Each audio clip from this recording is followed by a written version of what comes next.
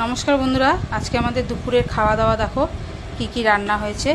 এ দেখো তেঁতোর ডাল হয়েছে, উচ্ছে দিয়ে লাউ দিয়ে তেঁতোর ডাল। আর এটা আলু সেদ্ধ মাখা, সর্ষের তেল দিয়ে ঘি দিয়ে আলু সেদ্ধটা মেখেছি। এটা চাটনি, শসা, ভাত তো আছেই দেখছো। আর এই যে সব সবজি দিয়ে ছোলা টোলা দিয়ে একটা পাঁচ তরকারি হয়েছে। আর এই যে কচুর শাক, আলু সেদ্ধ তো দেখালামই, এই যে কচুর শাক।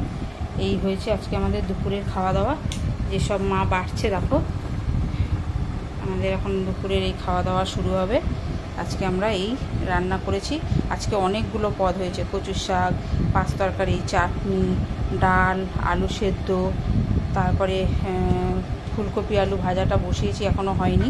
আমার ছেলের জন্য এটা, আমার ছেলেগুলো খাবে না ঢ্যাঁড়স, এইসব খাবে না আমার ছেলে, ওই জন্য ঢ্যাঁড়স আর ফুলকপি ভাজা দিয়ে খাবে, ওই জন্য ওই ভাজাগুলো বসিয়েছি। ওগুলো পরে তোমাদেরকে দেখাবো একবারে।